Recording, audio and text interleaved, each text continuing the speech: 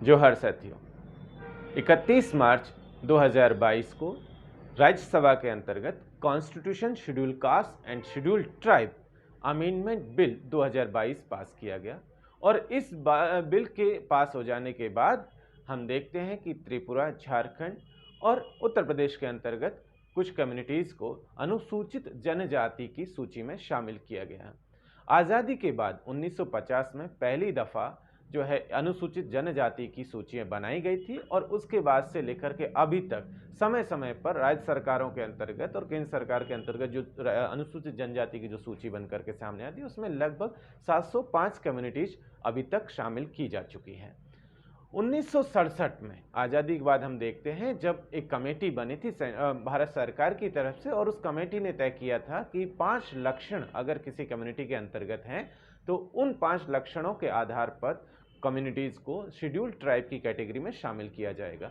जैसा कि हमने पिछली दफ़ा भी आपको बताया था कि शेड्यूल ट्राइब और आदिवासी दो डिफरेंट चीज़ें हैं। शेड्यूल ट्राइब के लिए कुछ क्राइटेरिया है, लेकिन आदिवासी के लिए बाय बर्थ उस समाज में पैदा होना ही उसका एक क्राइटेरिया है। जब शेड्यूल ट्राइब की बात आती है तो भौगोलिक पृथक्करण की बात कही जाती है, आदिम संस्कृति की बात कही जाती है, भौगोलिक रूप से जो है पिछड़ापन की बात कही जाती है और उसके साथ साथ अन्य समाजों से उसके जो संकोच जो है, संपर्क में संकोच है, उन सब के आधार पर जो है अनुसूचित जनजाति का क्राइटेरिया जो है तय किए गए थे। और उसके बाद हम लोगों ने देखा कि कुछ 2022 में भी इसी तरीके से अमेंडमेंट ला करके जो है कॉन्स्टिट्यूशन के जरिए उसमें कुछ जो है नई कम्युनिटीज़ को शामिल किया गया था और हम लोग देखते हैं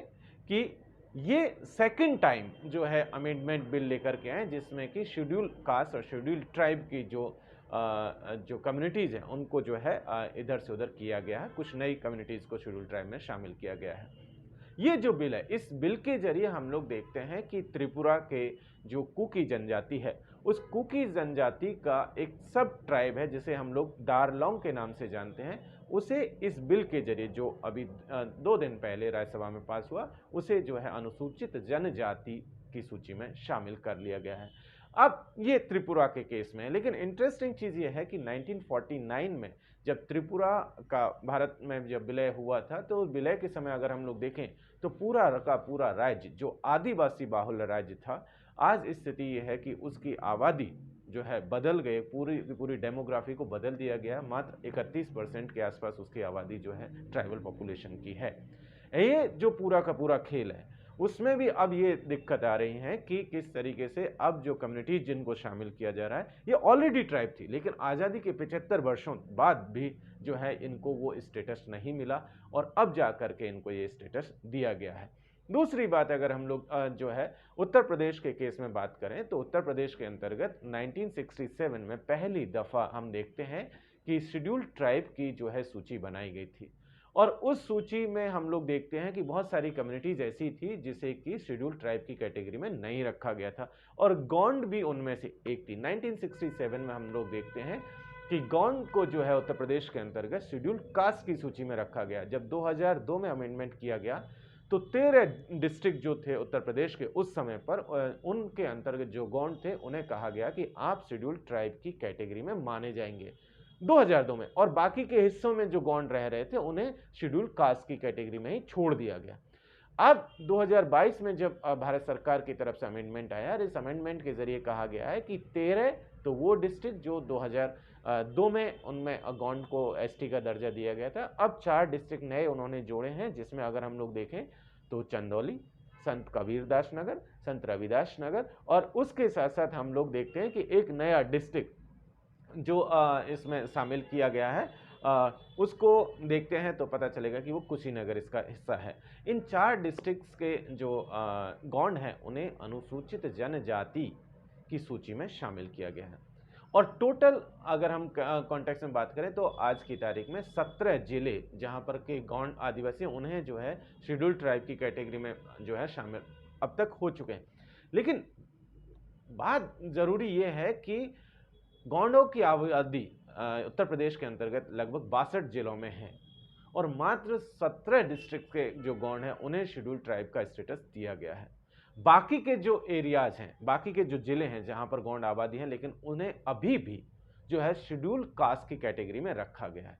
तो ये जो पूरा का पूरा गड़बड़ है, एक ही राज्य के अंतर्गत एक ही कम्युनिटी एक हिस्से में एक जिले में जो है वो शेड्यूल्ड ट्राइब की कैटेगरी में है और दूसरे हिस्से में जो है शेड्यूल्ड कास्ट की कैटेगरी में। तो ये भी अभी भी जो है इसमें जो है अमेंडमेंट किए जाने की जरूरत थी कि गौंड जो सबसे इस अगर हम लोग साउथ एशियन कॉन्टिनेंट की बात करें तो सबसे पुराना जो है कबीला रहा है, उसे जो है उस पूरे के पूरे उत्तर प्रदेश के भीतर जितने भी गौंड थे उसको जो है शेड्यूल्ड